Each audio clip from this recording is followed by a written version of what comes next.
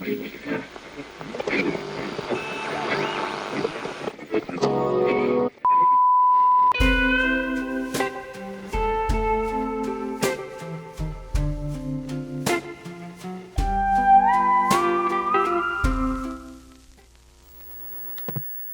guys, Brian here from Starlite Pulp. Hope everybody out there is doing well.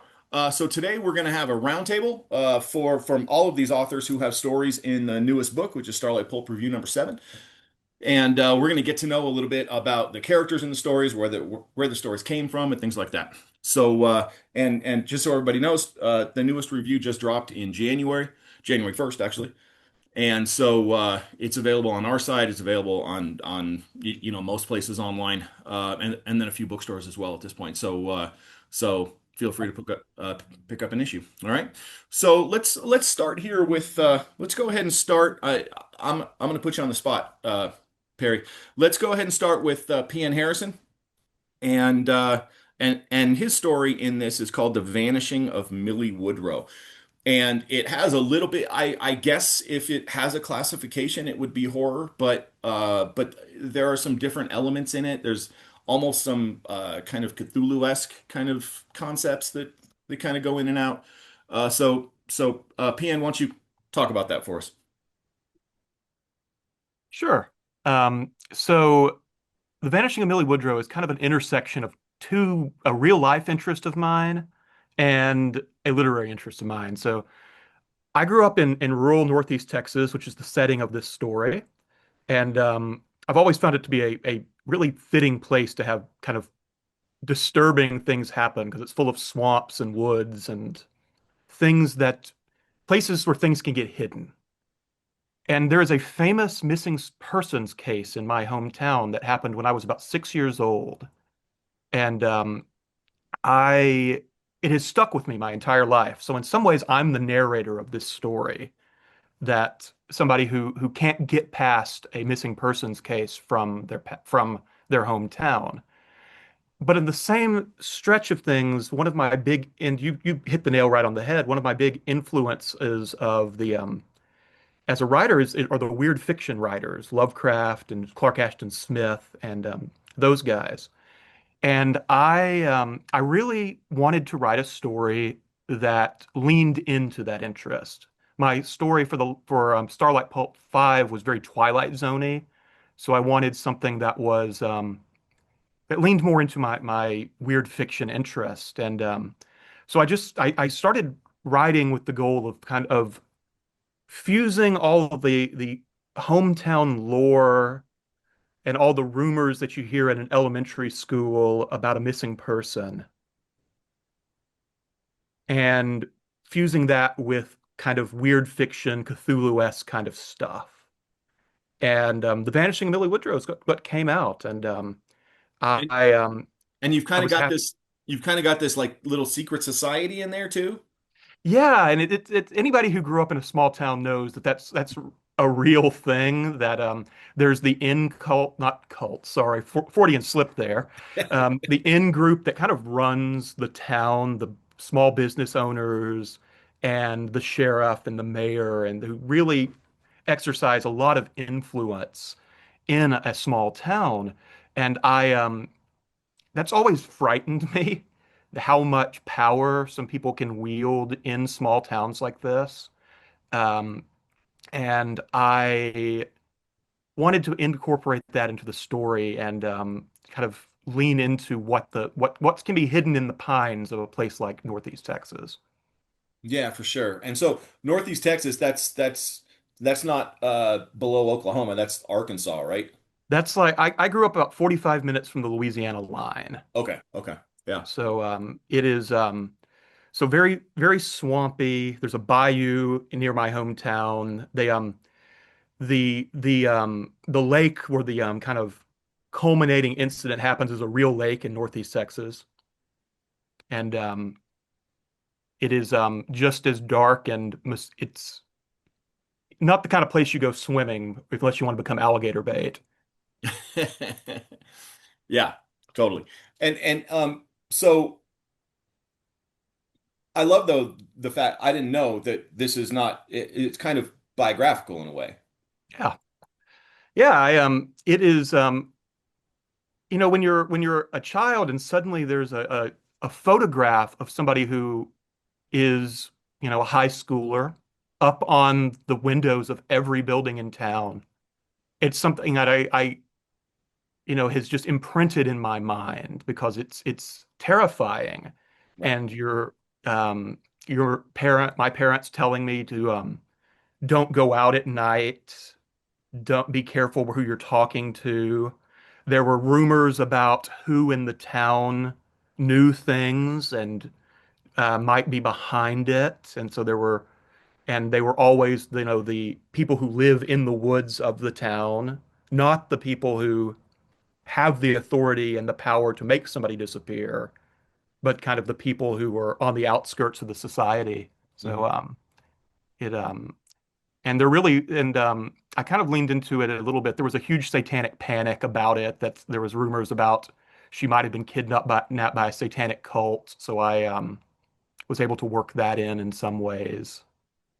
Yeah. Very cool. Very cool. Okay. Well, thank you, man.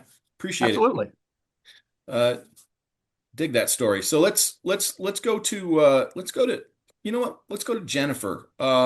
Jennifer, you've got a story in here too that I think can readily be classified as horror. Uh, Yeah, yeah, and it's called the Apex. So why don't you talk a little bit about Eddie and Professor Marteller and the rest? yeah. So the Apex is what it's called, and it's horror. I've been calling it a creature thriller. An archaeology themed horror where there's a bunch of student archaeologists on their summer field school visiting a remote island in the Great Salt Lake in Utah to collect fossils and survey the caves underneath this island. And instead, it turns out that there's an ancient apex predator, an Anomalocaris, found to be alive on the island with them. And so it's, can they kill this creature, possibly the very last of its species, or will it destroy them all first? I have a little picture of the fossil. So that's what it looks like. You can see the tail and then the little grasping appendages that can grab prey. And Utah is one of the only places in the U.S. to have this creature was found. And then there's also a cryptid, Old Briny, a monster that's said to live in the lake. So in the apex, Old Briny is an ancient and a very massively sized Anomalocaris that's freed when several of the island's tunnels collapse and the students are brought in. Um, so I wanted to write this short story because I've been wanting to write a story for a long time that draws on my own experiences as an archaeology student, combined with my love of stories about creatures. So I majored in archaeology, and every student has to attend a field school. You learn how to dig and screen for artifacts and do surveying. And so my program is through the University of Hawaii and the National Tropical Botanical Garden. And we worked primarily on this site called Makawaki Cave. So I learned to dig in a cave on an island, which is obviously very different from Utah, an island, a cave on an island in Utah, very, very different. But Makawaki Cave was very cool because it's a great fossil site. And I wanted to write about characters in a similar situation that I was, and excavating this cave on an island. And when the shrimp, the giant Anomalocaris, which is an arthropod, it's a shrimp or a bug type of creature. And when it shows up, they can't just run away because they're on an island. And I'm so happy that you guys published me. I wasn't sure the story would find a home because it's such a tricky story to place. It's not just one genre. And I've so enjoyed writing it. And I'm so glad to share it with you guys. So And thank you. and correct me if I'm wrong, and if I'm wrong, I apologize, but correct me if I'm wrong. You told me we kind of went back and forth when I was looking Mhm. at the story because Yeah. it had won an award. Is that Yes. Yes. I wrote it in 2024 and entered it into a contest called the Writer's Digest Annual Writing Competition, which is sponsored by Writer's Digest magazine. They've been running it for over 90 years now. And I've been lucky enough to have a lot of success in this contest. And it came in fifth place that year. They get thousands of entries in all of their categories. And so once it placed, I knew that it was strong enough that I could keep submitting it and hope to place it. And um, I'm really proud of it. And it did well. So um but yeah, the magazine, I've had stories run in Writer's Digest that had won the previous year. So this was my attempt to try again. And yeah. Yeah, that's awesome. Yeah, Uh-huh. what was see because what happened, guys, is that Jennifer sent this in, and I saw that it had won an award, and I wrote to her and I said, you know what, I like the story, I love that it won an award, but I said we only publish first publication stuff, so we're not going to do that. And then she wrote back, actually, I it wrote never got back. published. It just won an award. So I was Yeah, like, oh, okay. it's eligible, totally eligible. Oh, that's a totally different thing. So yeah, we're happy to have it in there. Uh-huh. It's a fun story. It's a fun story. I'm So so glad thank you you. liked it. Absolutely. Thank you. Uh-huh. Let's go down to Scott. Scott at the Hampton Inn. And let's talk about there are three westerns in this. Um, if I remember correctly. There are three westerns. There's yours, The Skinwalker. There is Gifts of Providence by Robert, and then there's Shootout at Silver Creek, which would be, I guess, I think probably considered a neo-western or maybe a crime neo-western mix, however you want to look at that. But but this one, The Skinwalker, was interesting because when I read it, it reminded me some of a Hateful Eight kind of a situation, just because it's kind of this locked room. It's almost more like a play in a lot of ways than something with multiple scenes and a bunch of cinematography and whatnot. So, why don't you talk a little bit about where the Skinwalker came from? Yeah, you bet. This is the Hampton Inn, so if you need sponsorship, that would be nice for you. The Skinwalker is a story that sort of haunted me since high school. I remember, thank you, Mr. Jennings, for making me read The Blue Hotel by Stephen Crane. And I remember the setting of that was a snowstorm, the Swede, the Blue Hotel. Like something went wrong with gambling and there's murder involved. I'm like, that would be such a cool idea for a story. And I've said, what if I mix that with like elements of The Thing? And I had something like that. And so I started researching Native American myths, and I found the Skinwalker, which was sort of adaptive creature and like a monster thing. But there's a curse that comes along with the Skinwalker and things like that. So then I constantly was thinking about, well, how can I do that? And years later, is this like a story that sort of haunts you in the back of your head, and you do other things. You're like, what of that snowstorm story? And then I started plunking away at it because the westerns were new to me, so I had to read a bunch of Louis L'Amour, things like that. But I've always loved like H.P. Lovecraft, Robert E. Howard, those sort of monster pulp fiction things. So I'm like, how can I add elements in my story, like infuse a Clint Eastwood kind of hero along with Geralt from The Witcher and sort of a monstrous kind of a society where these creatures would actually be roaming, and they would be you wouldn't want to run into them, but you've heard of them. The rumors are around there. So the Skinwalker is eventually created. It's part of the orphan story. So glad it's found a family amongst you all, an award winner. That's fantastic. And so that's how it sort of started. It does. I'm glad you brought in The Hateful Eight. It's such a fantastic movie. There's definitely elements of that within there when our hero Jed Calhoun has to figure out who among you, and I hope that there are paranoias in there about who is there. And I got to research old-timey language, some sort of quack, the quack salesmen who go around with their tonics that plan to cure everything, but they're really just, who knows what they're going to give you. So it's a lot of fun writing this one, especially with the research and trying to get you immersed in that sort of historical drama. Yeah, absolutely. No, yeah. I write westerns as well, and I actually literally look forward to doing the research on stuff like that. It's fun, you get to learning the slang and the just the different patterns of speech and the indigenous tribes that are in the area and the legends and myths from those. It's just fascinating. It really is. It's like a fun history lesson that you get to do. The one thing though that the Skinwalker, I can see the elements of the thing in there for sure. You know, I was just I've been rewatching, funny enough. I put it on like when I'm doing other stuff at night, like I'll be editing or something like that, and I just have it on in the background. I've been rewatching the X-Files, and there's an X-Files or even two with skinwalkers as well. So yeah, they're out there. You got to be careful. I'm glad to have it in there, Scott. Thanks. The truth is out there. That's right. Let's go to let's go over to Ron. Ron, now I mentioned this before. You have a story in here called "Send in the Killers." Obviously, it is about a pair. Well, it's not obviously, but it is about a pair of supernatural clown killers. Yes. And so and the main guy in this is Carson Kane.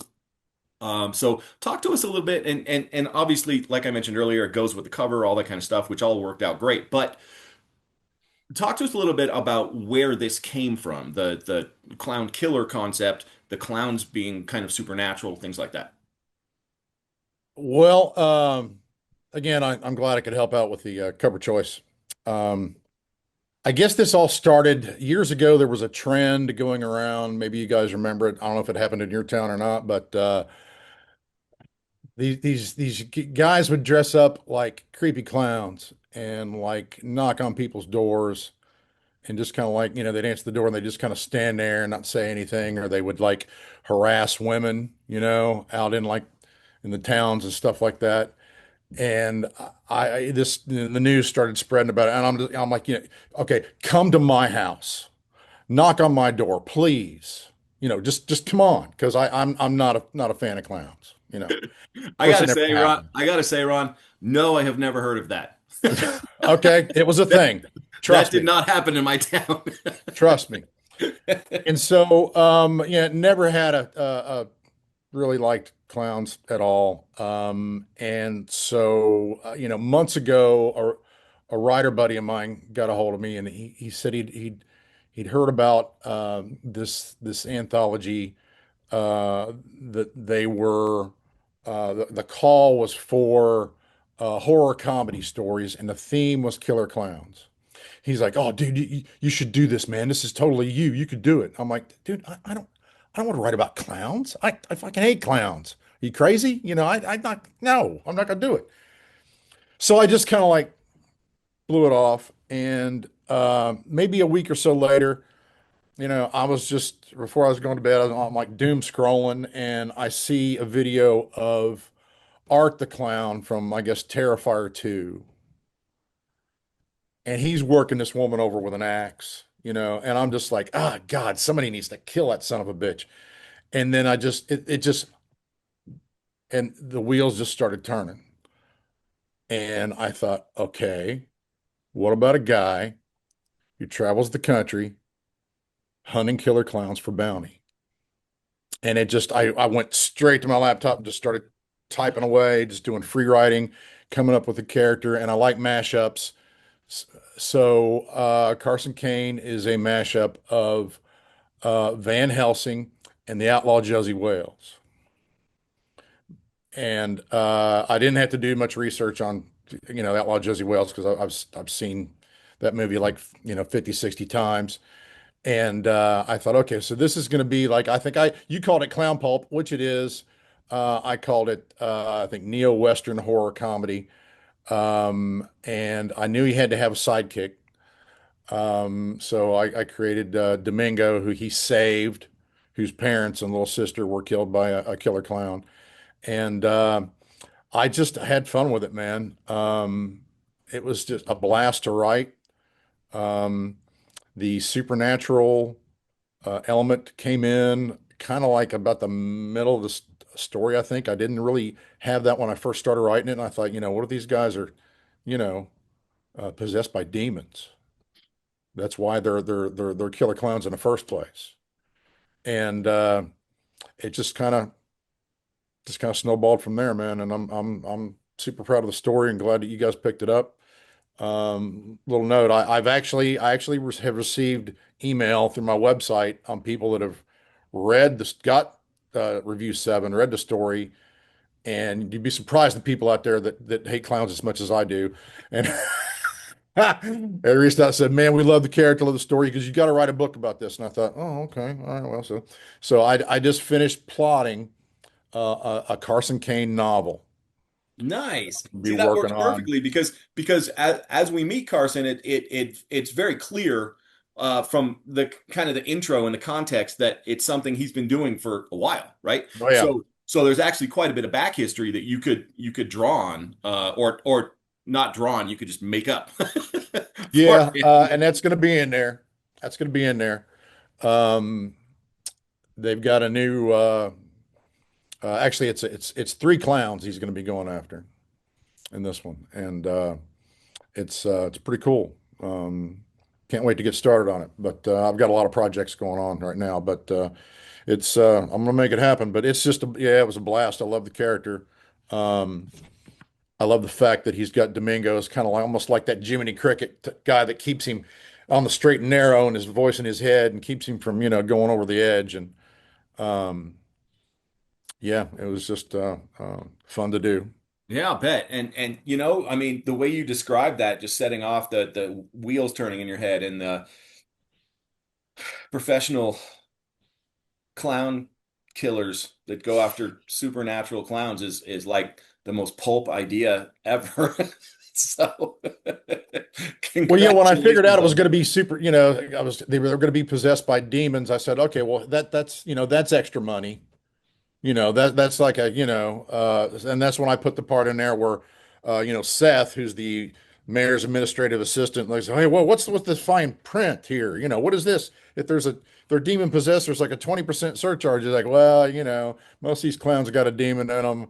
They do, I got to get out put on the collar, get out the good book, and it's just a lot of extra work. So um, that I thought was a pretty good line. But Yeah, absolutely. yeah, That's awesome.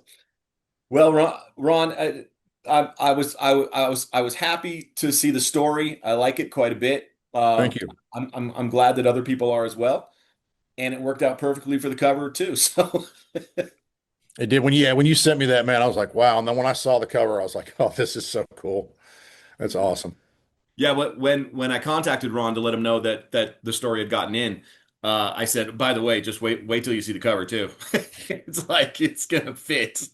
And then when I debuted the cover like a few weeks later, and it was like, oh yeah, okay. So very cool. Thanks, For Ron. sure. Hey, you're welcome, man. Appreciate it. Yeah, yeah. So let's go to Martin now. Martin, you wrote Not Enough Corpses in here, and that's actually the story that leads off the review, right? And Thank you. and that story in particular was one that I mean, there might be a few people out there in America, but not many that love the um, somewhat defeated, sardonic, sarcastic PI more than me, but there's not many. And so and one of the things I liked about so much about Not Enough Corpses was is the is the humor that you bring into it. And I think that's a lot of what people miss with people like say Chandler and things like that. Is there's literally parts when I'm reading like Lady in the Lake or Farewell My Lovely and stuff, and I'll laugh out loud. I mean, I'm just sitting there by myself and I'm laughing, and that's what a lot of people miss. That even Mosley with the Easy Rollins character, some of that stuff is funny, and so humor works really well because a lot of the stuff that they're going over tends to be very kind of dry and practical, and so that was one of the things I liked about Griffin, right? So talk a little bit about not only your PI but about Not Enough Corpses. Okay. Well, yeah, certainly Chandler was a big influence here. I mean, I think unfortunately that there's Chandler is probably one of the most imitated authors out there, and as you suggested, a few of them really get it right. Um, uh, and part of it is I read him, and sometimes it sounded like he was a stand-up comedian. Mhm. It was like this exaggeration, and I mean they're so entertaining. I mean you can kind of think of this. For another thing I was writing recently, that she had a body like Wonder Bread sandwich, squeezed in the middle, and oozing out sex and marmalade. Um, but that's and he wouldn't go quite that far. I'll certainly say, but yeah, it is that sort of almost cliche Chandler that you can run into. So trying to make his work feel fresh, I think, is a real challenge. And obviously, I connect to that person that is kind of half defeated in life and kind of half hopeful at the same time. That he is always willing to look at who comes through the door and is this going to be an interesting case. I have experience. I ran a comedy group in Miami for about 10 years back in the 1990s. So I have a lot of experience with humor, and humor is hard to do. And I will say this, if, you know, don't worry if you can't do humor, because, not that many people can really do it right. My idea for this just came from the basic idea that, I was thinking about these stories that sometimes appear in the news, somebody faked their death. I mean, I thought, well, what happened if somebody was accused of murder for that fake death? And the person who faked their death obviously would know that that person did not get accused, did not actually kill uh, the victim. I kind of worked from there, and for a time I lived in Ypsilanti, Michigan. This was for just only about a year of my life in my teens, and we were kind of poor at the time, and so that actual thing about the corner of Huron and Michigan Avenue where my detective has his office. I knew that corner well. It was about a block and a half from where I lived. It did have a closed down theater. It did have a funeral home right there. It had kind of a two-story office building that I remember still had a couple of offices inside and such. So I kind of was picturing it from that. I also wanted to have a story from a different place. So it wasn't going to be an LA beat, or it wasn't going to be Manhattan. Um, I've always drawn to mysteries. I've have six novels out now, and all of them are mysteries. And several of them are kind of classic in style. I'm definitely enjoy that. I do write other things. I sometimes write horror and science fiction and what I see other people are writing here too. But I probably come back to this. Beyond that, I like structuring my stories. I like plotting my stories, which I think is obvious in this piece because for a short story, it has a lot of plot going on. I think kind of the perfect sort of plot is like that midnight run vibe to it, where you have all of these things going on, and at the end they all get solved, and hopefully satisfyingly. Um, so, any more questions? Yeah, well, and you know what? Doing the look. I'm just going to be frank with you, okay?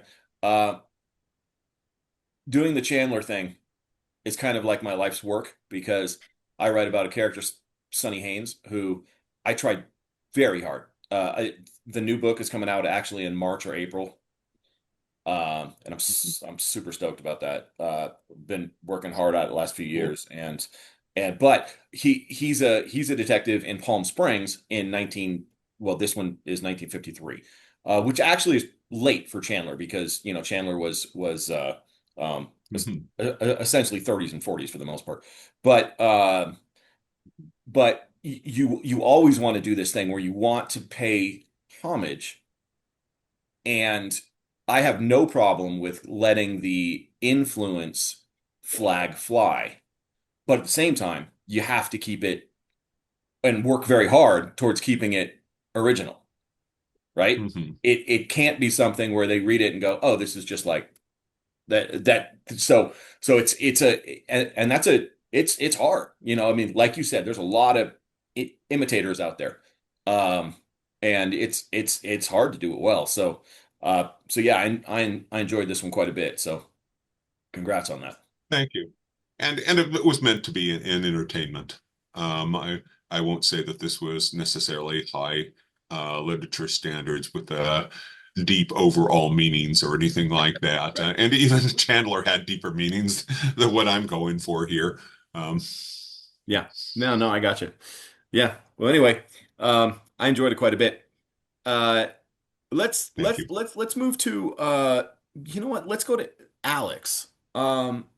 Alex is a writer I did not know before this. And it's so funny because you read these submissions, and oftentimes we get lots of submissions every go around, and they've gone up every single issue so far.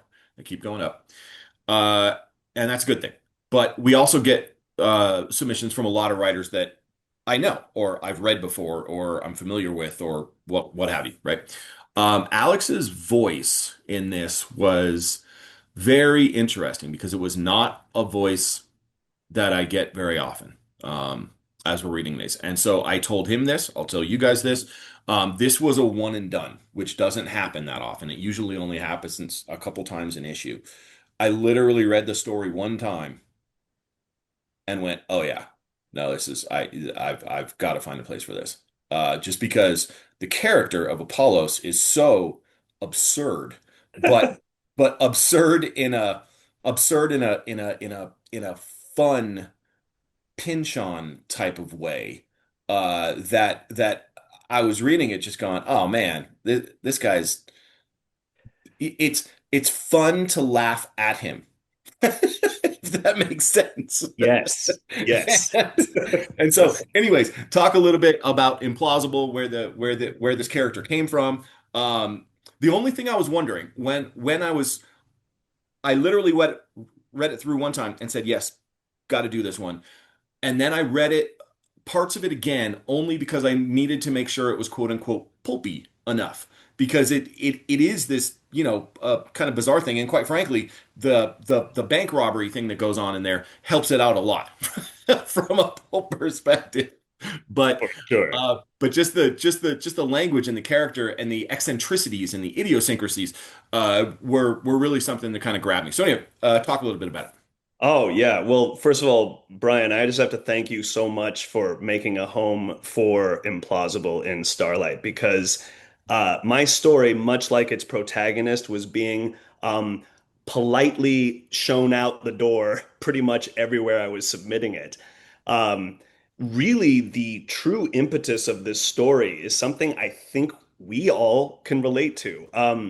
I was getting so fed up with a type of literary gatekeeper that I kept encountering in my submissions. So, really, if there was a subtitle to Implausible, it would say a biting love letter to the gatekeepers of literature. Hmm. So, what happened was is we've all been told thank you, but no. We thank you. We see what you're doing here, but it's not right for us at this time. We don't like hearing it, but we accept it. We're writers. This is what we hear every day. What gets under my skin is if someone says, "Well, I see what you're doing, but that seems unrealistic to me," and maybe I've literally told you verbatim like an experience from my life, and you're like, "That's not how it works," or and also, the word implausible cracks me up because we're already struggling enough with possibility, and it's just like an insufferable grammarian to be like, well, what about plausibility now? So I just went in actually with like guns blazing. I actually wanted to like ridicule this type of person who Apollos Pendergast is. And I'm so glad that you responded to him the way I did because as I wrote him, and I'm talking about that first paragraph where I describe him as it would be like if an egg and a toad had a kid and that kid grew up to be a frog in a shell. I was like, wait a second. I think I'm falling in love with this guy. I went into to like really ridicule this type of person, and now I'm falling in love with this guy.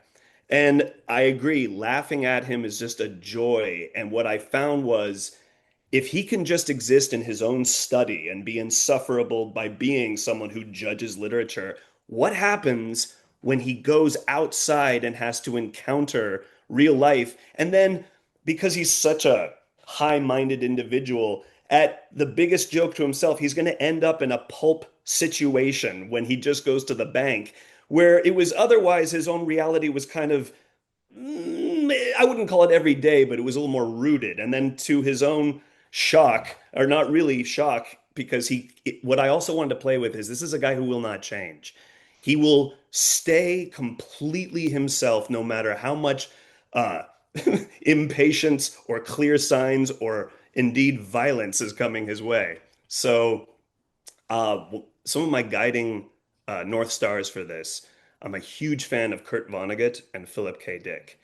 And in my opinion, those guys have also been co-opted by the gatekeepers of literature a bit because they're often said with this seriousness. It's like Philip K. Dick, oh yes, paranoid government. Shh, shh, shh. Oh, Kurt Vonnegut. Oh, hold on. He wrote about World War II. Hush, hush, hush. They also went in with whoopee cushions and like sparklers while they were doing it. And so one of my, especially there's a Philip K. Dick book, not often talked about, called A Maze of Death, which is uh, very much kind of like a group of people who are too intellectual for their own good as they literally encounter all of the clear signs of God. And so I just wanted to take it to the most ridiculous level of this character, Apollos Pendergast, just going into a kaleidoscope of an experience where and the balancing act of how do we keep it funny, but also how do we kind of find something true, that we're not just making a bunch of jokes at the expense of literature or the gatekeepers thereof. It actually seems like no, there might be some kind of universal truth that will plumb out of this. So I laughed. I don't know if it's kosher, but I have to say I laughed my butt off writing this. Like and I'm just because the character kept showing me how sillier he was going to become. And so it was a total treat writing it, and I'm so glad that it's being enjoyed when read. Absolutely, man. And one of the things that makes him so fun is in his eyes, there's no humor in it. None. He, No, no, he, no. yeah, he's No, he's he's 100% committed to who he is, you know? absolutely he will correct your grammar when you actually pose as a threat to him, when he should keep his mouth shut or say something that has anything to do with survival. He is correct to a fault. Yeah, yeah, absolutely. Absolutely. And I can see, uh, first off, we can all see the Philip K. Dick books right behind your left ear when you're talking there. So there's quite a few of them, but yeah, I can see I definitely got a Pinchon vibe, but I can definitely see Vonnegut and Dick in there as well for sure. And one of the things that a bunch of you guys have mentioned this, which I'm just going to be frank with you, gives me a lot of pride with what we're doing with Starlight, is that a bunch of you have said that you weren't sure where else this story could find a home. And it's almost like we're just collecting really good misfit stories out there, you know? And I love it. I honestly that's like perfect. I love that because I've railed for years as a writer before we started Starlight a few years ago against there's so many rules everywhere. Everywhere you submit, it's like, it can only be 7,000 words and it has to have this in the corner and it needs to be about this. And, we do locked room mysteries or we only do literary fiction. And it's like, if I read another literary fiction story that's just straight literary fiction in my life, that's enough. Like I don't need any more. There and why every single review out there that's like a mainstream one, whether it's Plowshares or New Orleans Review or whatever, they're unless your name is Stephen King or Stephen Graham Jones, they all publish the same thing. They're all just literary fiction. And it drives me nuts. It's like there's so much. And I read Pynchon, I read Vonnegut. They would get published there because of their name, but would those stories get published there if their name wasn't that? Probably not. And that's the thing that drives me nuts, right? So anyway, I'll get off my soapbox here, but the point is, I love this one. He is a crack up of a character, and he like I said, you like laughing at him because he's so serious about himself. He turns into the punchline all the time because you have to have a sense of humor about yourself, obviously, right? Absolutely. And you do, and I would say a Pinchonian punchline at that, because you are correct. Now that you mention it, I think there's something kind of Slothropian about him where he will not change, but the world around him is going to force him to change. Yeah, absolutely. Yeah. Love it. Okay, well, excellent, man. Thank you. Thank you.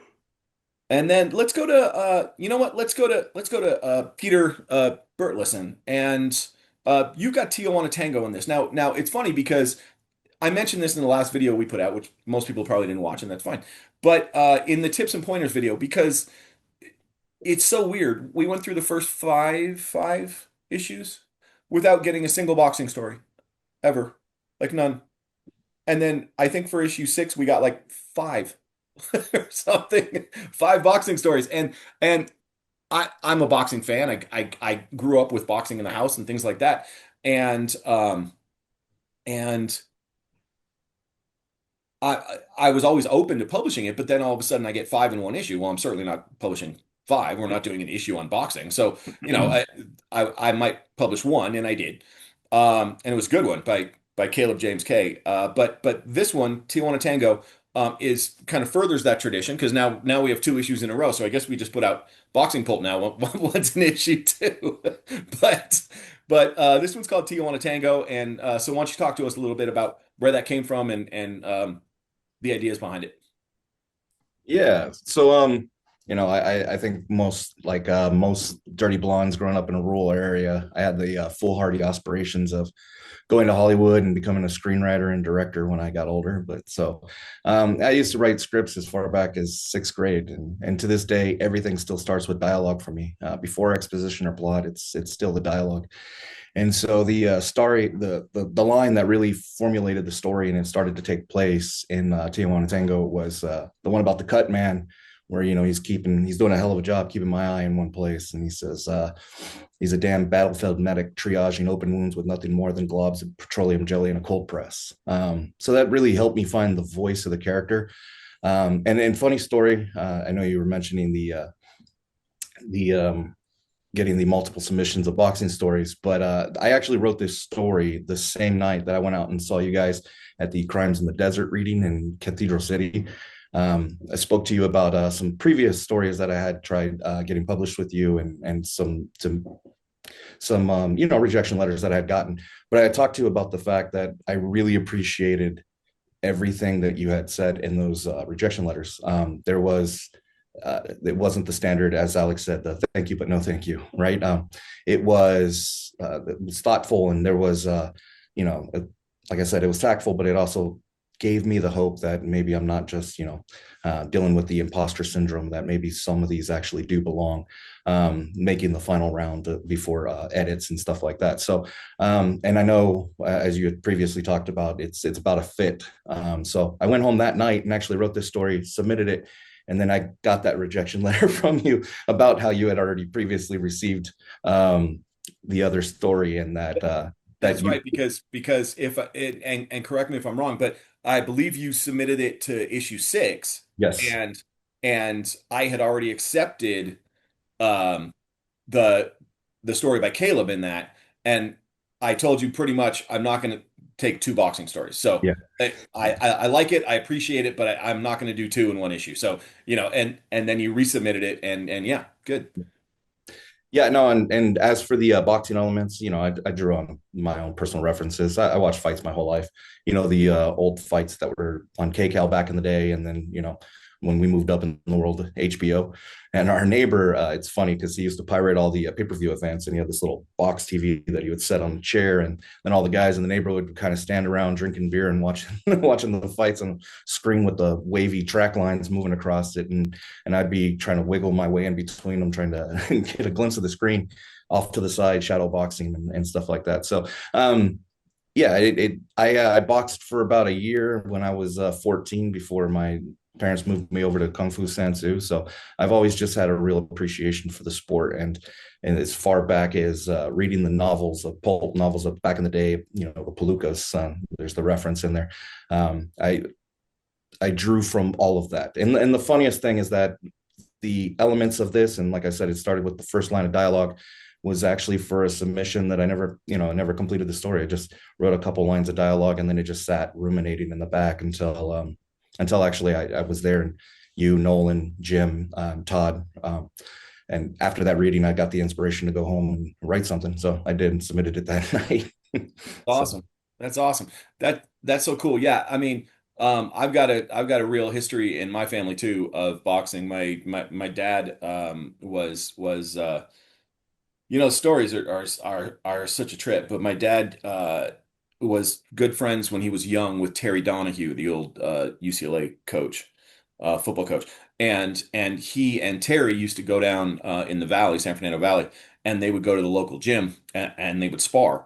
And so he was a sparring. My dad was actually a sparring partner for Jerry Quarry for years, who was a heavyweight and got uh, got a couple championship shots and things like that. He was quite good. And my dad was a big, strong guy, and he told me numerous times that um, Jerry Quarry's right was nothing to be messed with.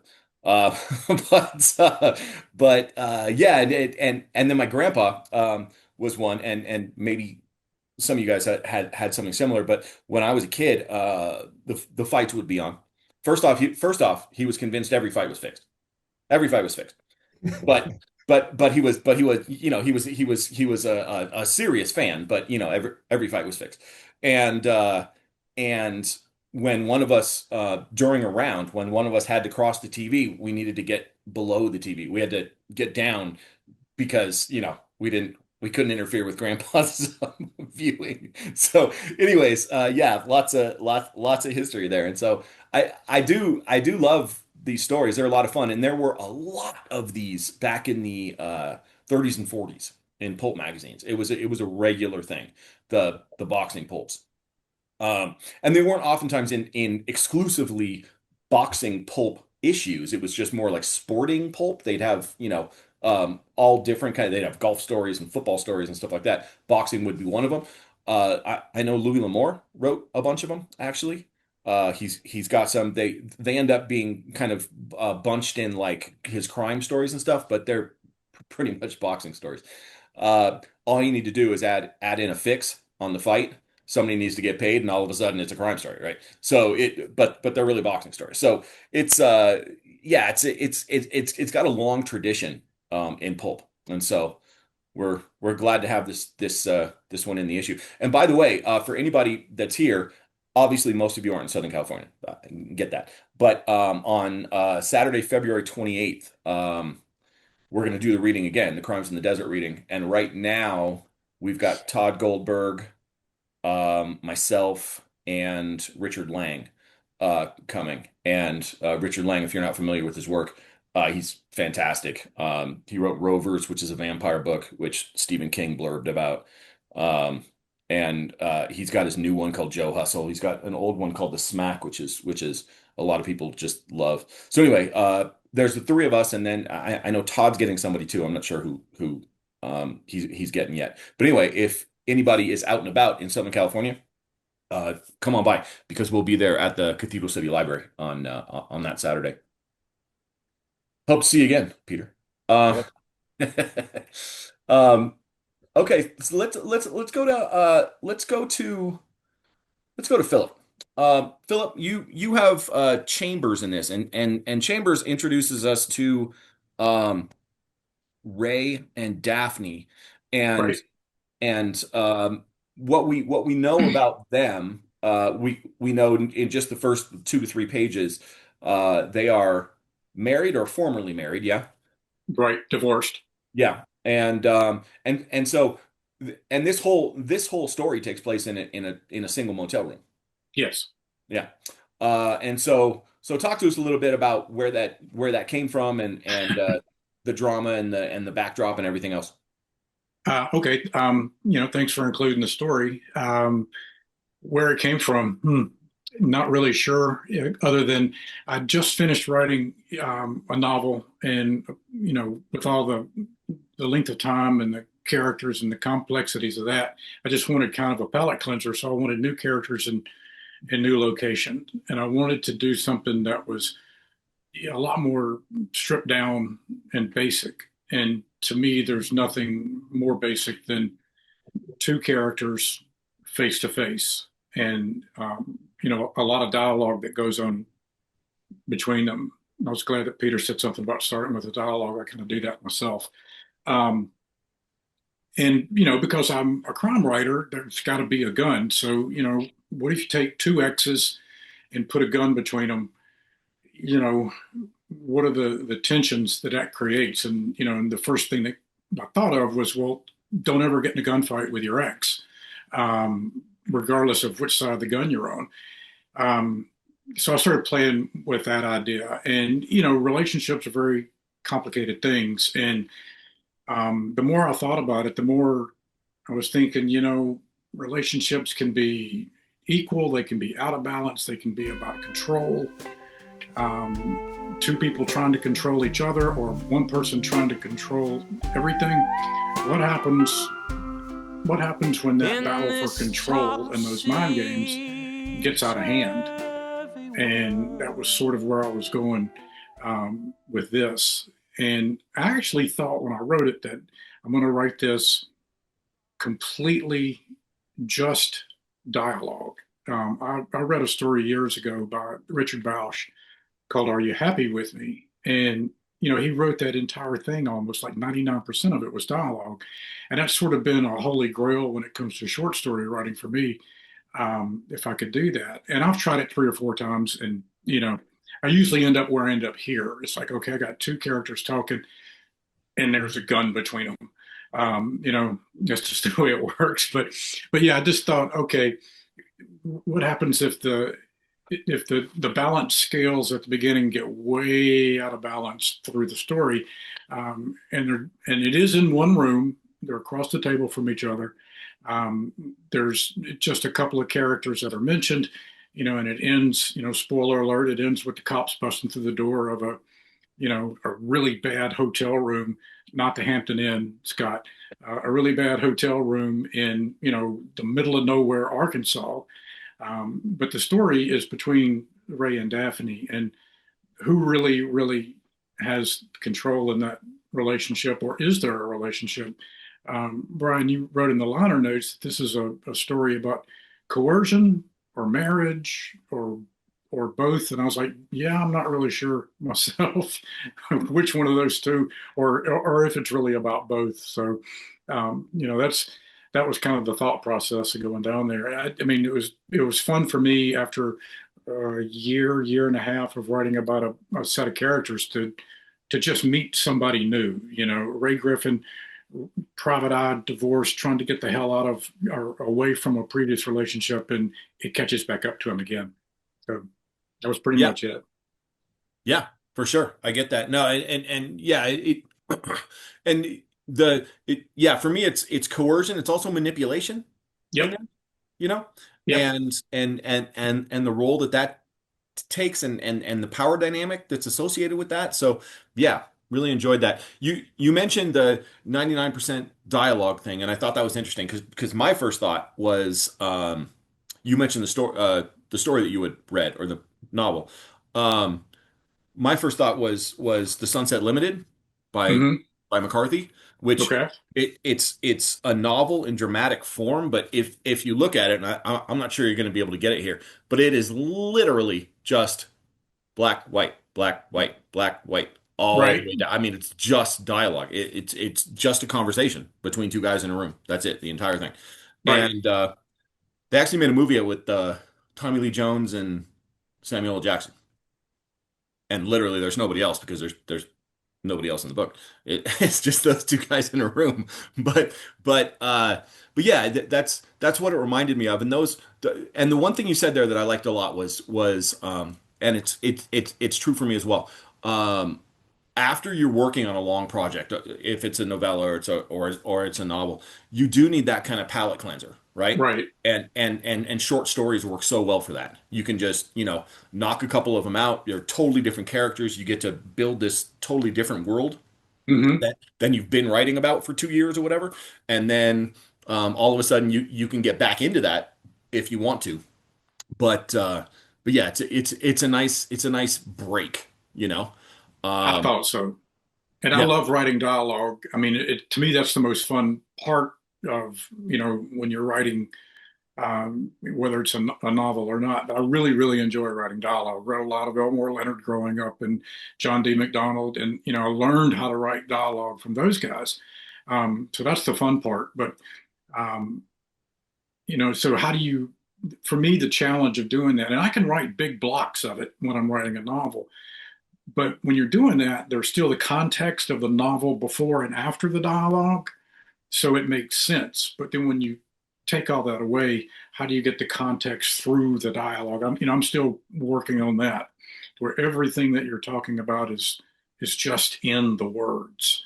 And that's where, 2 or 3 pages into this story, I was like, yeah, there's got to be a gun. So I didn't make it this time, but I'll keep right. trying. Yeah, yeah, totally. A couple things there. First off, I want to talk about the writing thing you just said. But secondly, I want everybody to note that the book behind Phillip right there is his newest book.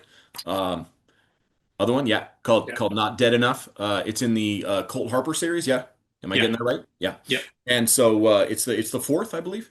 Yeah. Yeah. It is the fourth. Yeah. So and not only that, I think if I'm not mistaken, didn't you say you have something like 1,000 Amazon reviews or something like that? Yeah, not on this book yet. I've got Okay. a couple thousand on the second Harper novel, That's Outside nuts. the Law. Good Yeah. for you, man. That's awesome. Um, and about 1,000 on the next one. So yeah, they're getting there slowly but surely. Yeah, they are. That's awesome, man. Thanks. It's awesome. Um, yeah, so you mentioned though just well, shit, I forgot what you said. So it doesn't matter. I'll think of it later. It'll come back. All right. It's gonna be a comebacker, and I'm gonna be ready. But let's move on to Robert J. Binney. This is Robert's second time in the review, and this one though, the first one was a crime fiction about an ex-cop who has fallen to well, he's a mall Santa in the beginning. So those Department things store are Santa. Let's downtown department store. Let's be fair. okay. I mean, But this one's very different. This is a Western, involves yes. quite a few characters, and it's called Gifts of Providence. And I even left your little horsey guy Yes, I saw in that. there in the text. So Yeah. I hope you enjoyed that. So yeah. So talk to us a little bit about Gifts of Providence. Yeah, no, I have nothing. There's nothing grandiloquent or anything about it. This is totally crass. Just a total crass attempt to get published. I no, I keep trying to going back to try and write like a great caper, a great heist story. And I keep not getting there. And then you and I were talking last summer, and you said, "Boy, I really like Westerns, and I get a lot of crime stories, and I don't get enough Westerns." And I thought, aha. I'll game the system. I'll write a Western. And then you publish 3 fucking Westerns. But yeah, so I thought, well, cool. I'll write a Western. And so I had this great idea of like this Chinatown in the Old West scenario. And I had this vision of this great like battle at a dam with like the dam collapsing and a shootout and water and just this big cinematic climax.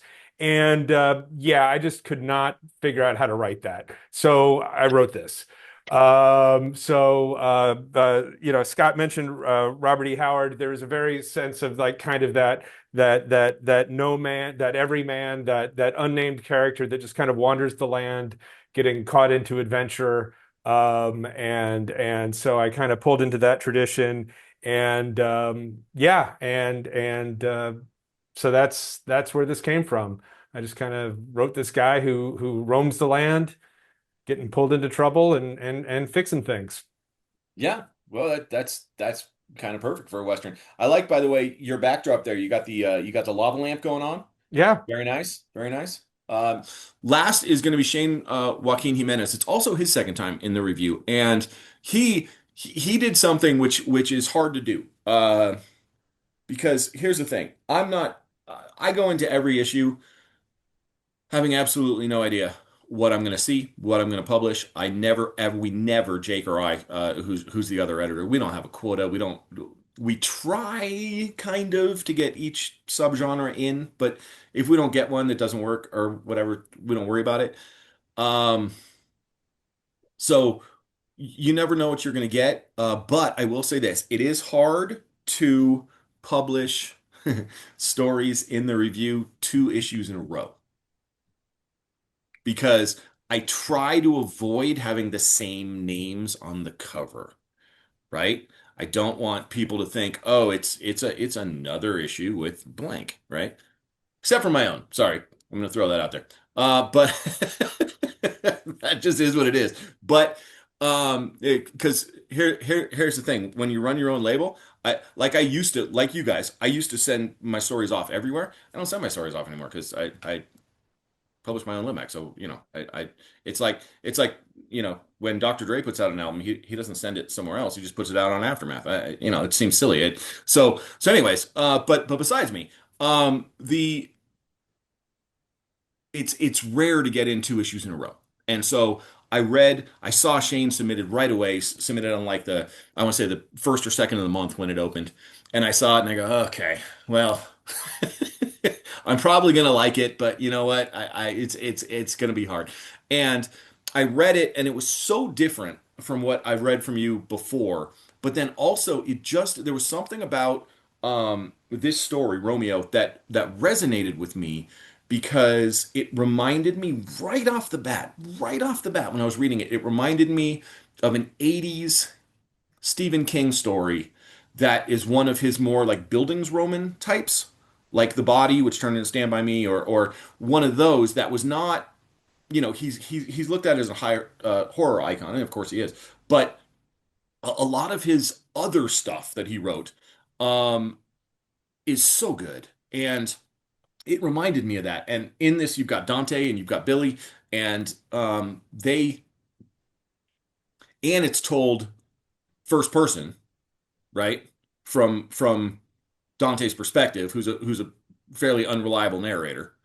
You could say that. So talk a little bit about where this came from, and I don't know, just tell us about because obviously there's some flexibility here too, because your last story was very much straight crime fiction. This is not really crime fiction. I'm not quite sure what it is, but so talk to us about that. Yeah, you tee me up with a lot of good stuff. I'm not quite sure where to start. I mean, just first of all, thanks so much for having me on the podcast, and also for having the story appear 2 issues in a row. I thought it was a super long shot. As you noted, I think I set a reminder to myself to like submit as soon as your deadline or as soon as your cycle opened, which is why I think it was one of the first stories I sent to you, or that you received. But as like just to echo what others were saying, as I didn't specifically write this story for Starlite Pulp, but as I was writing it, I was like, I don't like it. Just seems like a Starlite Pulp story, and so far as I don't know where else to send this. I don't know who else would publish this kind of mashup of different things. I feel like I kind of annoyingly am drawn to things that are kind of between genres, like in terms of my writing, like. Two genre for the literary magazines, two literary for the genre magazines. Every now and then I've snuck things through on either side, with, kind of outliers that are more one versus another. But yeah, this one, I mean, it was like a cross section of a lot of different things, and I think things that folks were saying, in their discussions, like, Peter, I think you indicated this, and Ron too, but just like something ruminating in the back of your mind, and having your subconscious work on it, and then it just sort of leads you down kind of unexpected roads. And this was definitely a story that kind of has that genesis.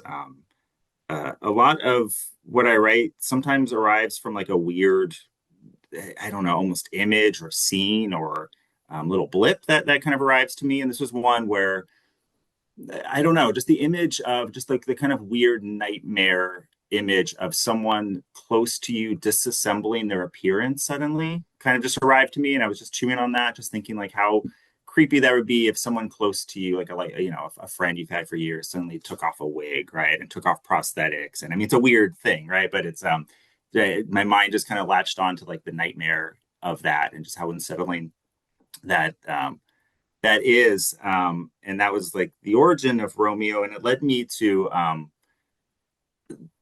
like remember, I don't not read a lot of true crime stuff. I find that's the stuff that really kind of sticks in my mind and kind of haunts me. But there's one historical figure like in the true crime space that I've always been fascinated by, who's Charles Schmid, who was a 1950s serial killer based out of Tucson. And some folks might know him via Joyce Carol Oates' story, Where Are You Going? Where Have You Been? She famously was inspired by that story and wrote that really super unsettling story. Again, it kind of blends the literary and the genre.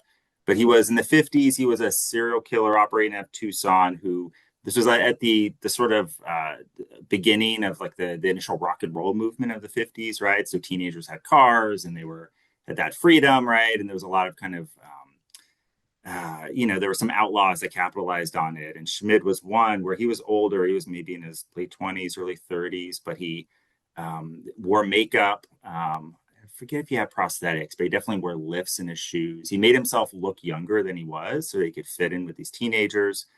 Ended up killing a bunch, going to prison. I forget if he was executed or killed by an inmate in prison. But anyways, I guess just a super kind of fascinating story. And so, yeah, with Romeo, I was thinking of that as I was starting to build the character of Billy Romeo. And I think another cross section that I brought into this that I tried to, it's like these are all the things in the background, right? I also wanted it to be like an entertaining, propulsive story that just kind of carried you along. But just thinking a lot about bad teachers was kind of something that my mind was noodling on. I go down weird. I mean, it's a kind of a crisis of our age, but I also go down weird rabbit holes sometimes of just looking at these kind of bad faith gurus, right? That are online, that are talking to, I'm kind of past the age demographic, but they're talking to, mostly boys, right? Like, or young men, 16 to 21.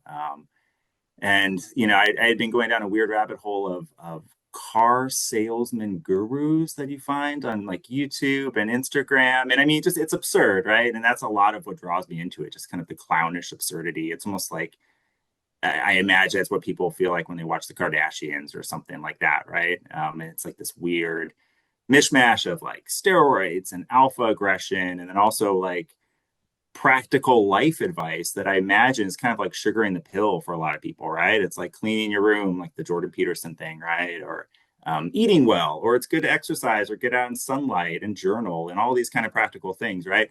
But then also it's there's a kind of weaponized psychology that goes with it, right? And one thing too that I tried to do in the story was purposefully build the way Billy Romeo talked to Dante is in this very leading way that I picked up on a lot of these. Again, sounds absurd. These car salesman guru types, there's these like they construct questions with these very loaded yes no kind of paradigms, right? With the intent to guide you along. I mean, the way I guess you sell a car to someone or you sell a lifestyle to someone, right? Like a kind of a worldview.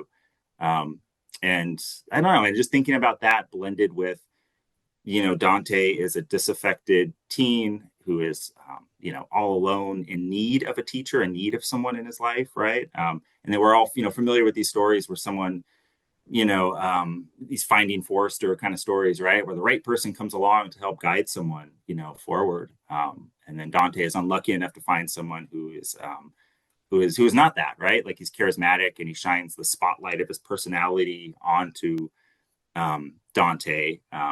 but then ultimately, like what he's selling is something more sinister and more murderous, that Dante, ultimately falls into, I guess, to spoil the end of the story, right? And that was an initial surprise to me, like in the very first draft of writing the story.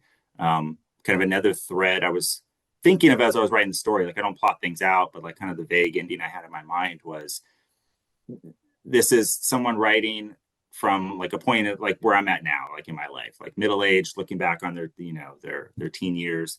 And at the end, originally Romeo was going to, going to leave, but with a warning, right? I'll come back someday, right? And just that thought of always, for the rest of your life, having to look over your shoulder, not knowing when some horrible murderous person was going to come back into it, right? That was kind of where I thought the story would end. And then Dante like surprised me as I was writing it. And he decides to join Billy, and he kills his mother, and they embark on this crime spree as the Romeo killers.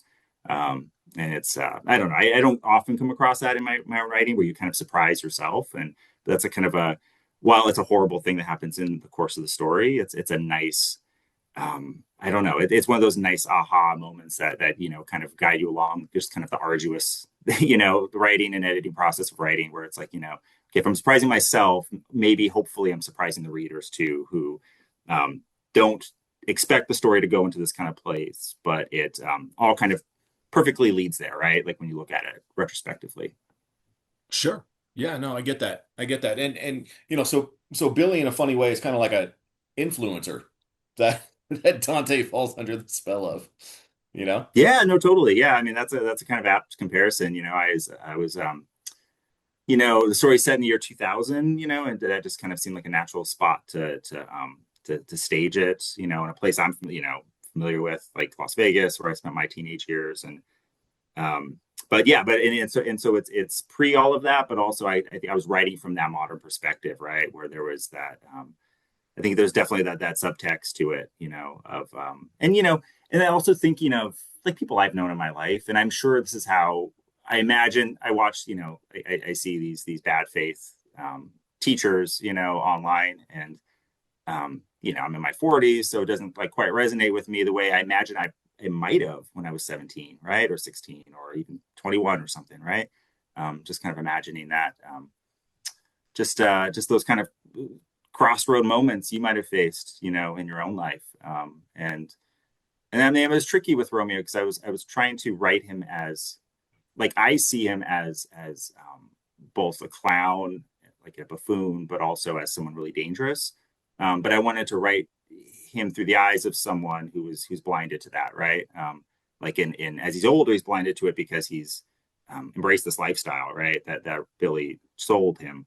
But when he's young, I mean, and this is like the thing that I remember in the recesses of my mind, right? You come across these, I don't know, just these bad characters that enter your life, right? But like there's a kind of at least initially, there's a charisma, right? There's a kind of spotlight that they shine upon you. And then for someone like Dante, who's all alone, like he feels seen for the first time, right? So of course he's going to be swayed by that and led into kind of the wrong path that Billy takes him down. Yeah. No, I get that. That's cool. Yeah, and there's something about the story Romeo that I just immediately gravitated towards. So it's part of it is that I think is the like you said, feeling seen, but being in a desperate enough situation so that feeling seen feels incredibly important, right? As opposed to if you're in a very comfortable position already, it's like, oh, well, that's nice, but it doesn't need to become your identity. But with somebody like Dante, who is obviously very, like you said, alone, and very flawed in his own way, it's something that resonates, and then he's kind of in it, Yeah, no, 100%, and you mentioned like the first, like what makes it maybe kind of like a different kind of story than something that else, might have similar plot trappings, right? Is this the first person perspective, which was new for me, and hard for me to write under. Almost everything I write is third person, and I like a close third person. Like I like to blend in like characters' thoughts and perspectives right into like the third person text, but there's a distance there. that I don't know that I didn't find while writing this story. And it's also a bit of a longer story than I normally write too.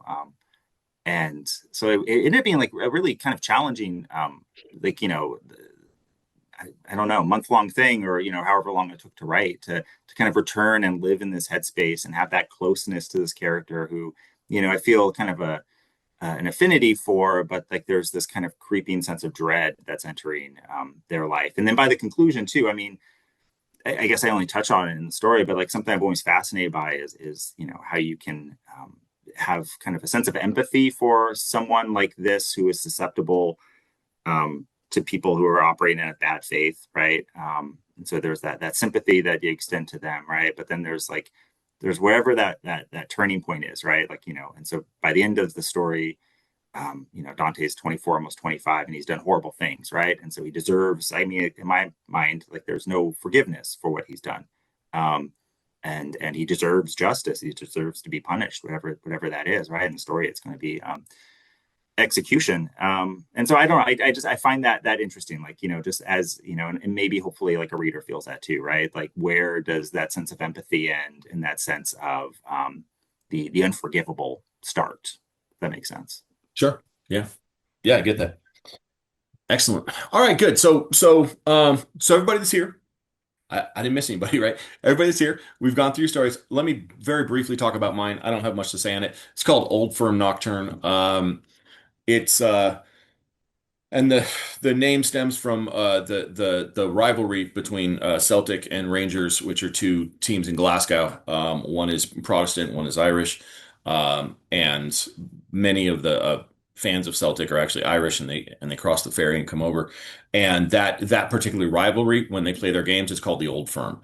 And so this is a kid that this kid Shay, who's in this. He's 26, but I call him a kid. He seems like a kid, and I don't know. It was just kind of a little reflection on fanaticism, and I was wondering when I was writing it if it was pulp enough to include. So I hope it is. But the point is that it was something I had a lot of fun doing, and it's different from a lot of things I'm writing right now, because like I said, I just finished a novel, the crime novel, in 1953. I'm about to start part two of this novella. That's a Western that takes place in 1870. And so this was kind of, like you mentioned, Philip, a little bit of a palate cleanser where I just kind of, knocked it out real quick. And I kind of like the character, Shay, and his girlfriend Darcy. And so just had some fun with it. But yeah, so that's Old Firm Nocturne. And so at this point, what I want to do is let's go ahead and I want to open it up to anybody that's here. If you have a question for another writer, or if you have a question for me, of course, that's fine. But if you have a question for another writer about their story, or anything behind the story, something you saw in it, something that jogged your memory that, did you get this from this kind of thing? Anything like that, feel free. Table's open.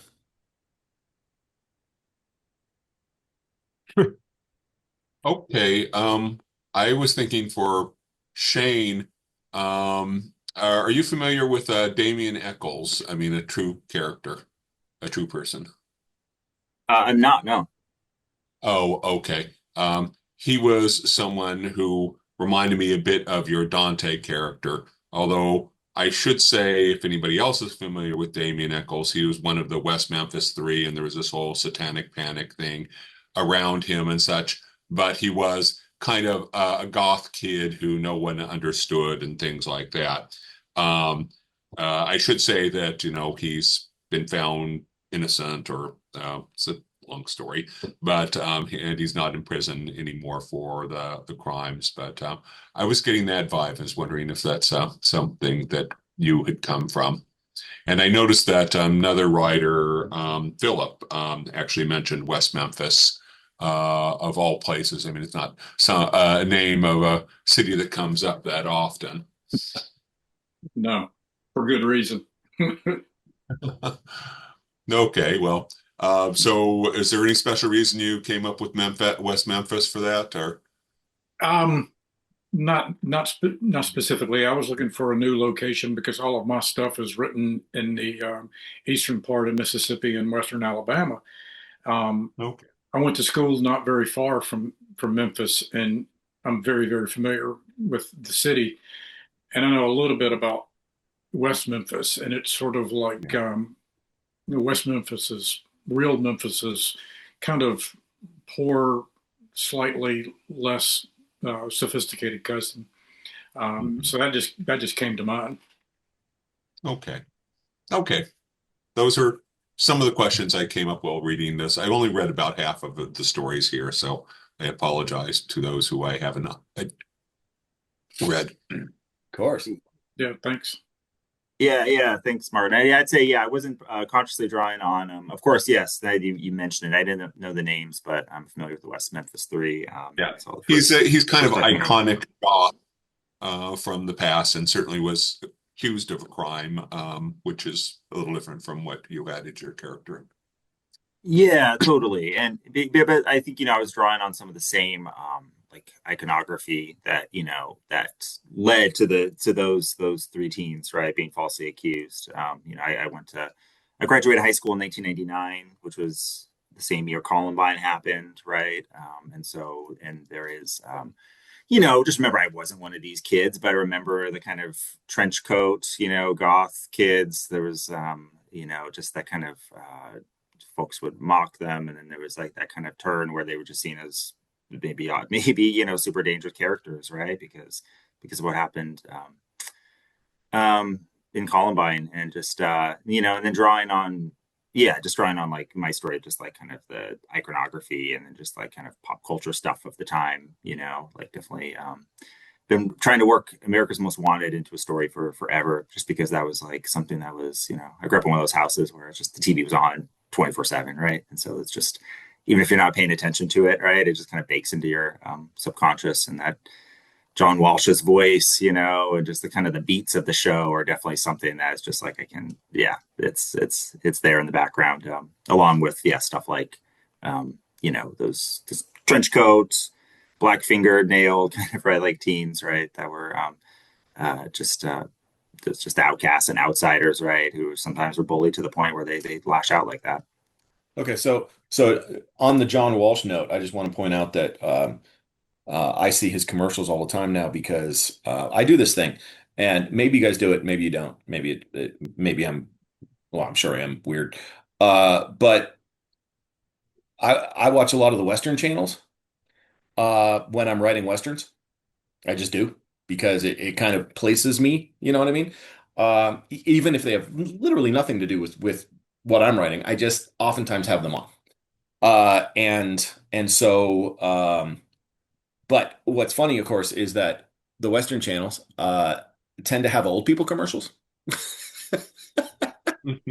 Because that's who watches them. So if you go onto like Inspiration or Grit or one of those channels, you get a lot of old people commercials, a lot of reverse mortgage ads, and then you get John Walsh, and he does the one of those omega pills. He and his wife, and so I see him about 3 times a night when I've got a Western on. So you talk about the John Walsh voice, yeah. Yeah, I was going to say the risk I was going to run was turning it into a reverse mortgage odor. So yeah, stole my joke. Yeah. Anybody else question? Okay, so one thing I wanted to talk about is that a lot of you in here, not everybody, not Robert, who just wrote the story to get published, but everybody else, not everybody, but a lot of you guys mentioned that there was an idea from whatever story it might be, that had either like with Jennifer and 1 or 2 others of you had already been in that field, and so you were writing something about that, or it was something like in Perry's case where this is a wanted poster from your own childhood that you were never quite able to reconcile. which by the way totally reminds me of whenever I hear about that, it always reminds me of Derry, right? Anything in Derry, whether it's it or Welcome to Derry, whatever, you've got the flyers everywhere, right? Because there's all these missing kids. Um, and but my point is, a lot of these seem to stem from either experiences or thoughts from like that have been germinating for a long time, right? So how do you guys go about that? Is it something that like do you have multiple ideas like that in your head at any time, and sometimes one just leaks out and you start writing it, or was this like a one timer that you were holding on to and then boom, you found the right story? That's a great question, actually. I think I have a lot of stories like this in me. This was just the first one. So I definitely want to keep writing more archaeology stories just because it's an interesting thing and I can write about it based off of what I experienced. Cool. Yeah, Yeah. for sure. Well, I will say in my defense, at the core, at the core, my piece is about people who claim they have the right to do something just because, and their right comes from the fact that they claim that they have the right to do it. Like it's this kind of self-reflexive logic that they have because I've got the biggest balls, I have the biggest balls. And that kind of logic just pisses me off. And Westerns give you a chance to like really more like get into the morality of an argument and really strip things down just to, like you held up the McCarthy book, the black and the white of it. And so I think that's a topic that I come back to a lot in my writing. And so this was just a great opportunity to really kind of explore that at a really raw level. That just hypocrisy. Well, and one of the things that Westerns allow you to do is because, and this kind of piggybacks onto what you were saying, but because the law was sometimes hard to come by out there, sometimes very malleable. Mm-hmm. Like you mentioned, the guy that comes in that and says, "I'm going to do this because I want to do it." Generally speaking, sometimes he wouldn't be stopped. Like you could get away with that, which which you could just go into a town and a week later essentially run it, and that's something that you can't do that now. Well, I was going to say, this is a metaphor we're can with seeing certain play out right corporations now, and where people businesses, show up in a city and say, "Hey, we have the right to do this," and you say, "Well, you really don't." And like, "Well, we got some big fucking guns, so we're gonna do this, and we'd like to see you try to stop us." Yeah. So, I mean, it still happens. Minneapolis. I'm not gonna name names, but yeah. Got it. Yeah, I see the message, Jennifer. Whenever you need to go, go. You're good. Anybody else questions for another writer? I was gonna toss it out that in terms of my ideas, I usually write down I get a lot of ideas. I probably got about 3 of them today just from all this discussion. But I write down the idea and then I wait for a second good idea to come on that I can match the two together. So one idea is never enough for me to write a story, usually. Gotcha. See, one of the things I did want to ask actually, because Martin mentioned this earlier, and he mentioned how much plotting is important for him, and I wanted to talk to you guys about that because everybody works differently, right? Everybody works so differently as writers, and that's one of the things I love about it because every single one of us here can work in a completely different way and have the story work, and that's super cool. There's no one way to make a story work or to write a story. There's so many different ways you can do it. But the interesting aspect is that, like me personally, I start out with general plans. These are the characters. This is probably going to happen. And then let's see what happens down here. Maybe this happens, maybe that happens. And so I go into it with a plan, but it's a very loose plan, right? Where I know some people, and I use this example all the time just because I personally find it so absurd, okay? But a guy like James Ellroy, who's a wonderful writer, I'm not in any way denigrating him, but James Ellroy's outlines are known to be longer than his novels, okay? So you talk about plotting, my God.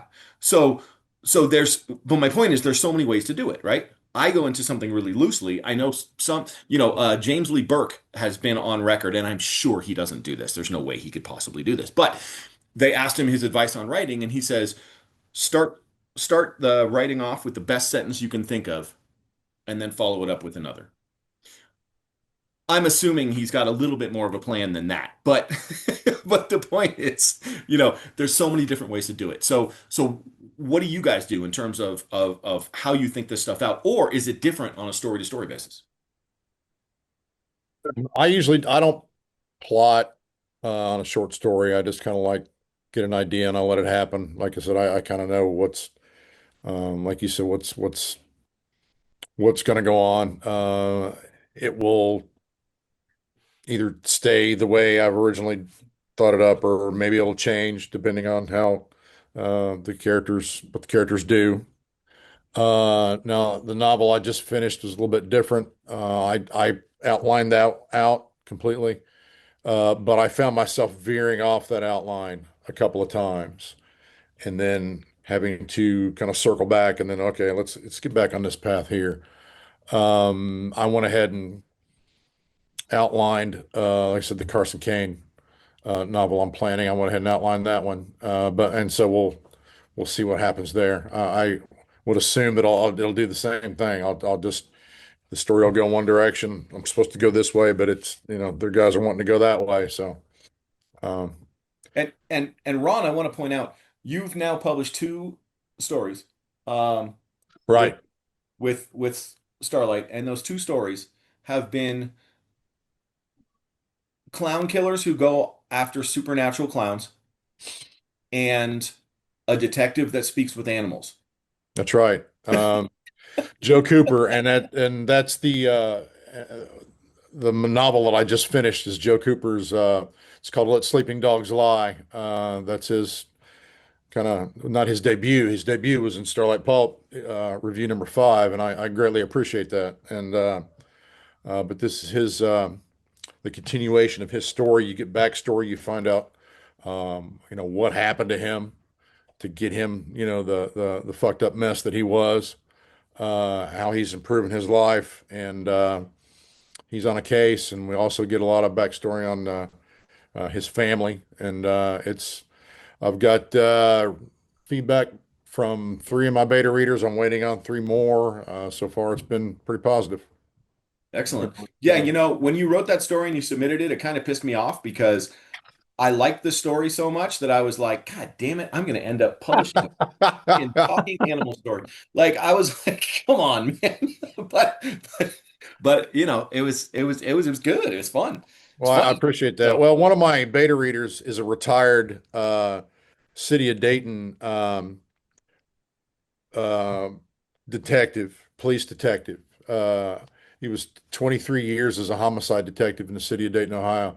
He's been on the ID channel. His name's Doyle Burke. He wrote a book called Death is a Living, which if you're into true crime, I highly recommend it. Super great guy. I met him at a book signing. We just kind of hit it off, and I asked him if he'd want to read it for me, and he said, "Yeah, I'd love to." And he had a few suggestions as far as some of the technical police stuff. Sure. Went.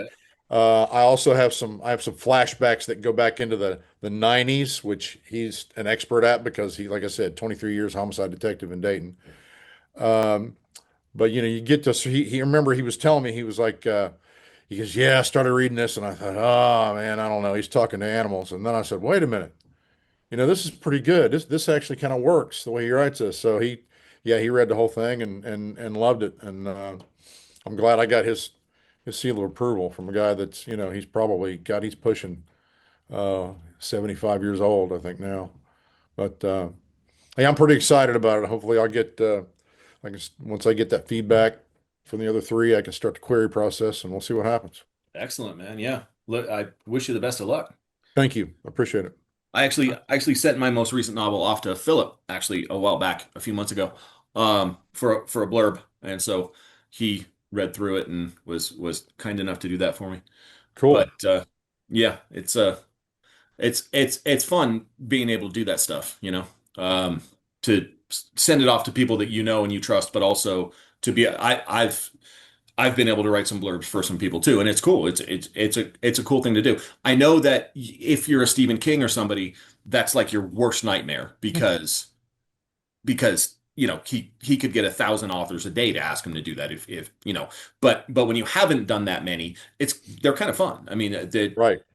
to be able to get somebody else's book, see their vision, see how that whole thing plays out, and then write some kind of cool like little movie blurb kind of thing that'll go, on the front or the back of the book. They're kind of fun. Yeah, I would just want to say, I mean, just I was thinking of this as Ron was talking, that, circling back to what you said, like, when you were initially talking about the story in this issue, I was so glad to hear that this is springing into something bigger, just as I was reading it, I had a really like strange experience because I was initially really confused reading it because I felt like I was discovering, like, it had a confidence to it that made me feel like I was discovering this weird established genre that I never heard of, right? Because it felt like, okay, I guess there's just this this bizarre murderous clown killer like subgenre. Like, it had that kind of confidence of something that was very steeped in like the tropes of something, right? But it was like, then I realized, like, no, this is a super unique one of one. And that's, but it's written with the perspective of just following in the footsteps, right, of other clown killer writers. So that was really cool. And then, yeah, Brian, just to return to your original question about just writing styles, I don't know. I find I need, I don't know, a few things. Like, a good first sentence. Like, I have a hard time just starting off with anything, just to get into the story. Like, I kind of labor over that, like, first sentence of a book or a chapter. You should. Things, yeah, like images occur to me, and so like I need to be kind of inspired or animated by like some central like idea or conceit, I find like my instinct, which I'm trying to kill right now, is to like when you said, the quote you said in terms of like write the best sentence you could think of, and then the next one, like I'm a really methodical writer, and like I obsess over the level of the sentence, and I have a hard time moving on to the next sentence if I didn't say something perfectly the way I wanted to in the first sentence, right? Which is fine maybe for a short story, but I find now as I'm trying my hand at novels, it's super hard to get the shape and the flow and the kind of the rhythm of a story like that. So I'm trying something new to myself, something I've always like recommend people to, in the short period of time I actually like was teaching writing, and I would always recommend people do this, even though I never did myself. Which is just to write fast. So I'm waking up at the crack of dawn these days and just working on a novel and just writing just the shittiest 1 to 3 pages that I can, just trying to get it on the page just so I can kind of shape it then. Yep. But I don't know if anyone else has kind of like a practice or kind of a methodology like that.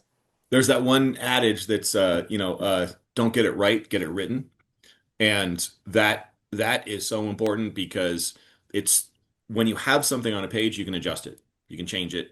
It's malleable. That's the nice part about writing. You can always adjust it. But not writing it and just thinking it oftentimes means it won't happen. And so it's so much better to stick to whatever schedule you have, and just get something on there. There's an old James Joyce story, short one, that his friend came in and Joyce was, inconsolable at his desk, which was not uncommon, I don't think, for James.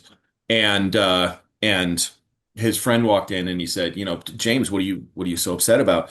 And James said, I wrote 7 words today. And his friend said, oh, that's not bad for you, James. You should be happy about that. And he goes, yeah, but I have no idea what order they go in. And that's the Canutt, and this is Joyce, who wrote Ulysses and Finnegan's Wake and went on for 200 pages of essential nonsense sometimes. And yet it's something that all writers to some degree struggle with. There's also the Philip Roth line, which is that it's some writers wait for inspiration, the rest of us just get to work.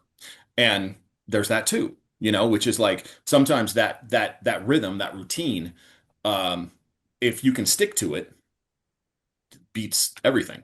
You'll come out of that damn thing with a book, whether the inspiration was there or not. Now, it doesn't mean the book will be great per se, but there's still something to be said for just putting in the work.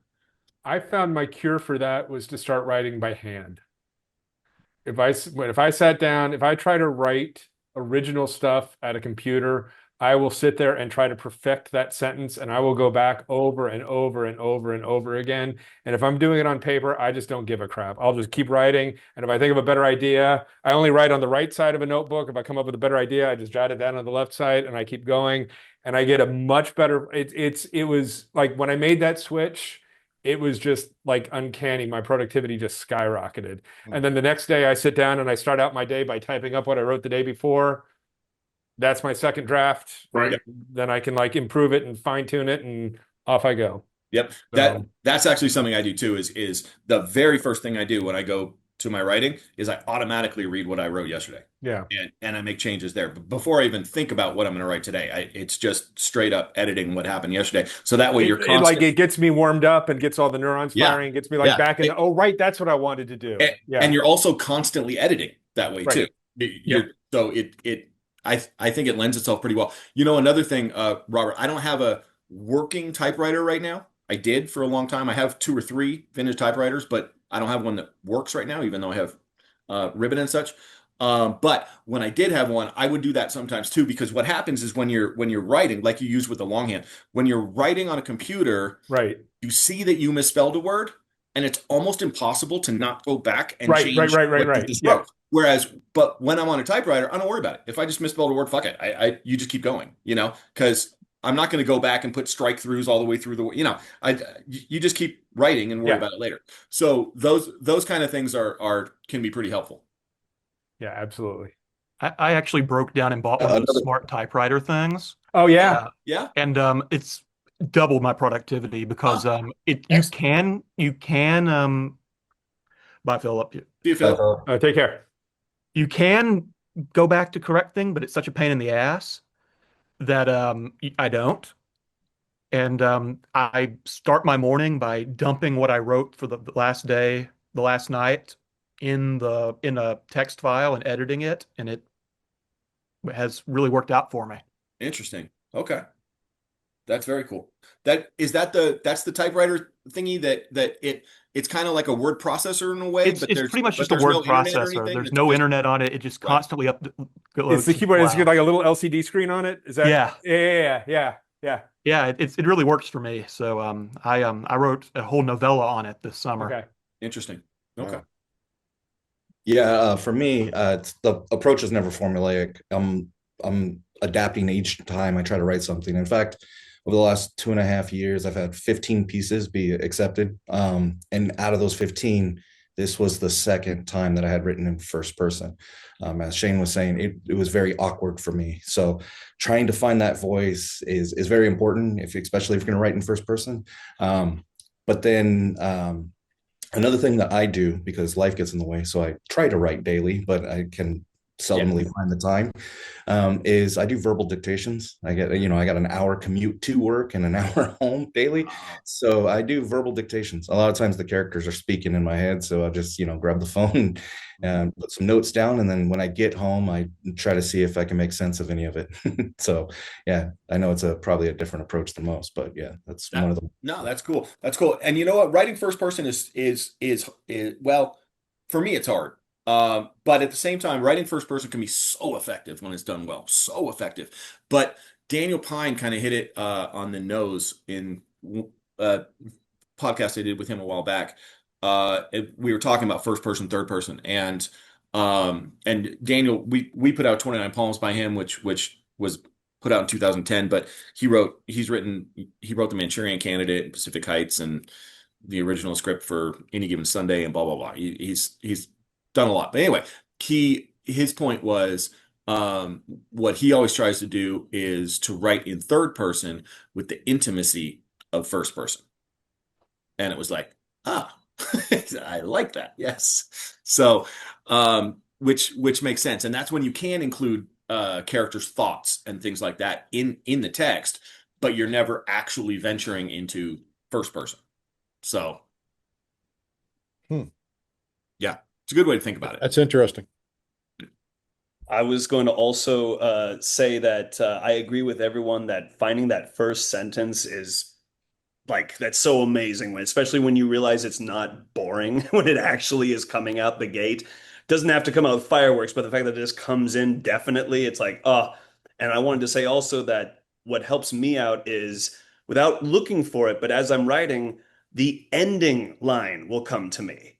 And that is where I really feel like, oh, thank God, I found my first line and I have my last line. And now I'm just going to put together the in-betweens. And something I just wanted to mention, because people will be watching this and maybe non-writers will wonder, I think there's a misconception that we who write are like, time to write. And I did 1,000 words as I sat. It's unfathomable when I actually read what I've done. I'm like, this is actually legible and it looks like, but what really, I don't know how it is for everyone, but I just want to say for myself, it almost doesn't look like if you were to just film me and do a speed up, it would look like I'm almost kind of sitting, then I'm just kind of just messing around here, and then I'm going to put about 200 words, and then I'm going to kind of stare in the wall for a while. It's like I find that it slowly comes out of me. Other days it comes out as a giant blaze, but what I'm trusting is that even if just a couple hundred words are peeling off the branch at a time, it's wonderful. I mean, there's if Joyce is doing 7 words, well then by golly, if 700's not bad. For the love of God, watching Sports Center is writing. Yeah. Yeah, writing. And with regards to the first sentence thing, I would expand it a bit. First sentences are great, don't get me wrong, but as an editor, I can tell you that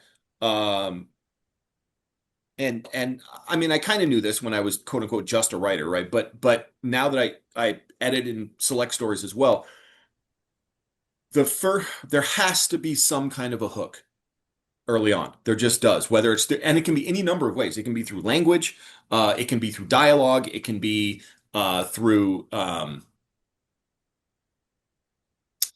something that is it can be through action, which it sometimes is as well. But you really need by the end of I'm going to say the second paragraph, if I'm reading something, and even if it's well written, if it hasn't grabbed me, it's got a pretty slim shot at that point because I've got hundreds of stories to read, and this one has another 31 pages, and it's like so it's not necessarily the first sentence per se, but really the first paragraph to 2 paragraphs they really should take an inordinate amount of time for any writer, because that is oftentimes what's going to get the story selected or not. Not always, but a lot of the time. And I've used this example before, so Robert, I apologize, but when you sent in Better Not Cry in, I think it was number 5, and that starts the review off, and the very first line is when you're a mall Santa, they never tell you how many kids piss on your lap. And I'm paraphrasing, it wasn't exactly that, but that was the concept. And immediately I was like laughing, like one line into the story. And at that point it was like, okay, story's got me. So now it needs to like suck to not get published, right? Like it's got me already. Whereas when it doesn't grab you early, it all of a sudden needs to be really good because I'm thinking like a reader too, right? If I'm picking up this story and I'm 2-3 paragraphs in and nothing's grabbing me, then it's not going to grab them either, And not to be a process weenie on it, but like literally that was the line that came to me, and I'm like, fuck, now I have to write a story. Like now I have to figure out like literally that was all I had for weeks. And then the rest of it just kind of came from there. So yeah. I don't know if this is true for anybody else, but I can get really jazzed about it coming up with the right title. So even before the first sentence, it's like, yes, now I've just got to find some story to fit with that title.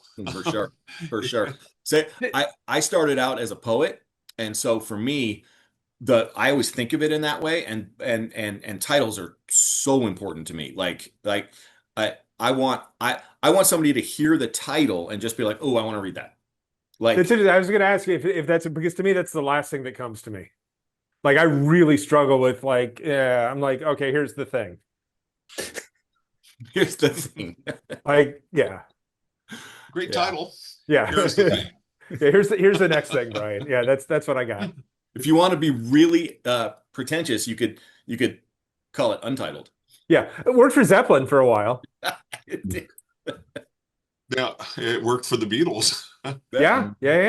I came up with this idea, and I don't know where it came from something that one of you said for a title here, Dance Like No One's Breathing. So now I've got to write the story. Absolutely. That's good. Oh, shit. All right, guys. So one of the things I love doing about these is I love being able to get together and talk. It's almost like a little round table of just of writers because we all just sit there and we peck away in our studies, and oftentimes sometimes we see each other at like book fests or a conference or something like that. But for the most part, or we'll see each other online. We'll hit each other up in the DMs or something like that. But really, we don't oftentimes socialize a whole lot. So I do these so that we can all get together, learn a little bit about each other, exchange email addresses, things like that. So anyway, I appreciate you guys coming on. And so let me I'm gonna stop the record here, hang out for just a sec, and then we'll go from there. Everybody that's watching, I appreciate you guys taking this journey with us. Starlite Pulp Review number 7. This guy's out right now with all these amazing authors in it. So pick it up wherever you can, and we'll see you soon.